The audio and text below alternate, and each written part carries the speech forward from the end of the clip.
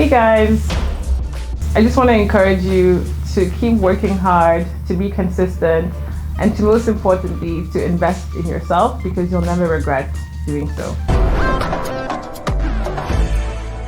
You are watching the Career Series powered by MTN. I'm your host, Talula Doherty Aditono, and joining me today, we have a financial inclusion expert and a media professional who's been recognized by Forbes as one of the 30 under 30, the class of 2022. I am joined by Lehle Balde. Lehle, so nice to have you on the show. So nice to be here with you, Talula. I feel so special. Oh, thank you. So let's talk about financial inclusion. I think it's a concept that some people, may struggle with, may not understand. So I want you to define what that is for us. What is financial inclusion? Yeah, absolutely. I think that's a great question. So financial inclusion sounds big, but it's actually pretty simple. It's essentially a state whereby individuals and businesses have access to financial services and products in a way that is accessible to them. So what I mean by financial services and products is something as simple as being able to open a bank account, being able to have the ID and necessary papers that you need to do so, having access to credit, whether you're an individual or a business, and being able to access financial services. So when I mean access, people like you and I may take it for granted. We can go on our phones, hop into the bank and ask for a loan. We may or may not have collateral that we can use to get a loan. But then if you think of someone who is, in the outskirts of the country, maybe the nearest bank or financial institution is like 50 or 60 kilometers away. They have no way to get there. So essentially it's about ensuring that there's equity when it comes to financial services and products for all. Fantastic. So how can that work here in the finance space in Nigeria? What can be done to promote financial inclusion? I think that's an awesome question. I think Nigeria, in comparison to some other countries, I would say the financial ecosystem is more advanced. So things such as mobile money, fintechs that are now here to try and bridge that gap. But the financial inclusion ecosystem is not just about banks. It's various stakeholders that are involved in this space. So the public sector, institutions like the Central Bank of Nigeria, then you'd have the private sector, who are usually your banks, and telecom companies. And then you also have fintechs that are kind of in between. And then obviously the end user, which is you and I and the population. So I would say, meeting the customers where they are and not making decisions just from, let's say, like your air-conditioned office in VI, actually understanding what people's issues are and providing products that meet them where they are. But that being said, financial inclusion cannot actually happen if people don't have a living wage. So that I think is also an issue, a prohibiting issue. I think you may have seen recently we've had cash flow issues that have rendered majority of the population stranded. People aren't able to, buy the things that they need. There's no cash.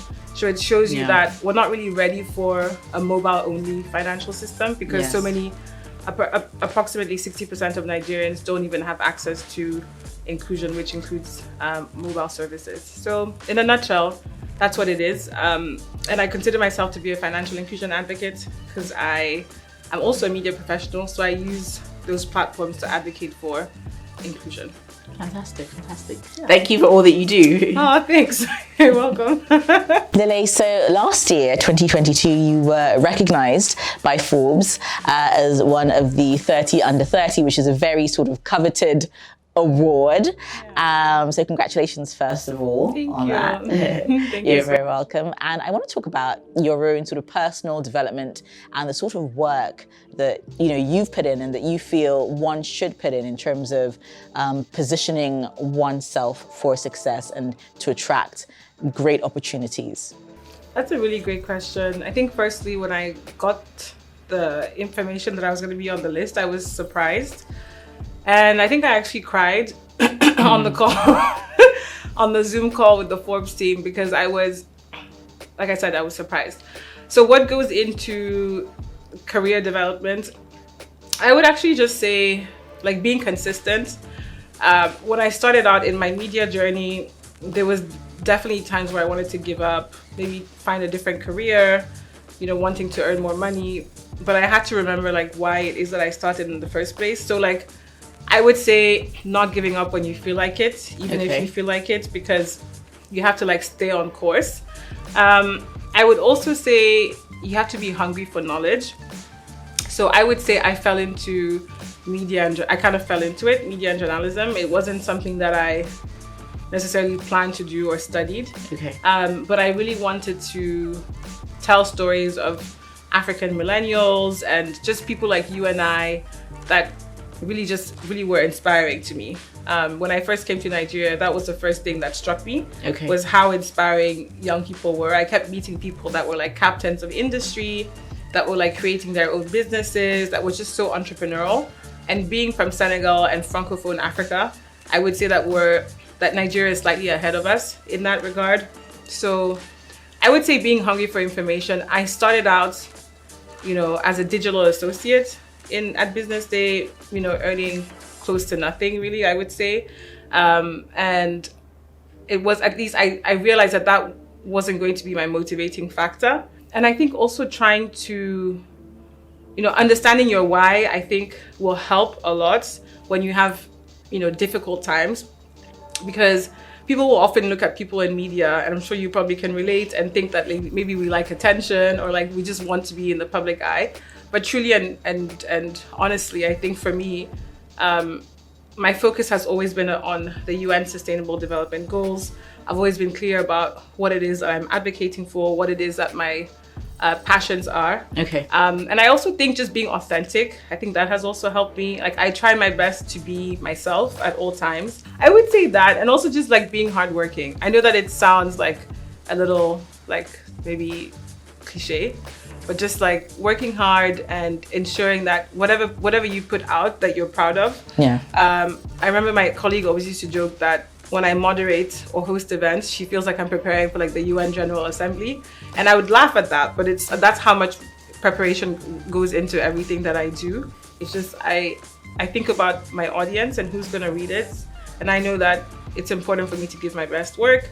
And then also when I'm hosting and moderating events, I try to prepare a lot so that I am delivering a pleasant experience. So I take my work really seriously. Fantastic. I think that comes across. Thank you do everything you do with excellence. So thank you. Lehle, so earlier you touched on, when you first started out in your career and how sometimes, your salary wasn't really where you wanted it to be at the very early stage, and you sort of worked hard to make that up. And I'm sure there's people out there watching who are thinking, I'd love to get into the media, but it's not as lucrative maybe when they're just starting out. So what structures do you think can be put in place to ensure that journalists and creatives are adequately compensated for their work and for their time? Right. I think that's a great question. I'll start with answering the first. In terms of structure, I think on a personal level, I'll start with that. I would say that journalists should try to upskill. And by what I mean by that is, if, for example, for me, I was working in the media space as a print journalist first, but I also realized that I had a voice and I could use my voice. So I started moderating and hosting events. That's another stream of income. In the beginning, I wasn't getting paid anything for it. I was doing it for experience. And then now I can charge because I've been doing it for quite a while. So I think like on a personal level, find ways that you can monetize your skills. You can be a consultant. People always need good writers. If you're a journalist, you can also do communications consulting. You can host events, different things beyond radio, right? So I think about your skills in a multifaceted way and find different ways to make money from it. But I would say, as you mentioned, a lot of media professionals, specifically print media professionals, have limited salaries, and that is because the revenue structures within media houses in the country are irregular. If you look at the media industries in Western countries like the US and the UK, they have an older media industry, more established media industry, and have found ways for it to be a revenue generating industry. Not to say that hasn't been the case in Nigeria. But I think also the management of that revenue sometimes isn't as structured as it is in other places. I would say, the way that we can combat this issue is to, utilize digital to try and find ways for media houses to have additional income, working with foundations for grants for specific topics. But I also think we need to look at having multi-functional journalists. If you look at some of these media houses, they have like 100, 200, 300 people, which is quite a lot to have on your payroll. Yeah. So just maybe scaling down, the number of people that you have, but also I think paying people their worth. So like having maybe a less amount of journalists, but paying them a decent wage, and finding ways to make it work, because it can be possible. You have newsrooms of like 20 and they do amazing things. Yeah. So I think just looking at it that way, Fantastic. Lehle, thank you so much for coming on the show and just for illuminating, so many concepts such as financial inclusion and how we can sort of all work together to make the media better paying and a more sustainable entity. We've loved having you on. Thank you so much. Thank you, Tallulah. I had a great time. I'm glad.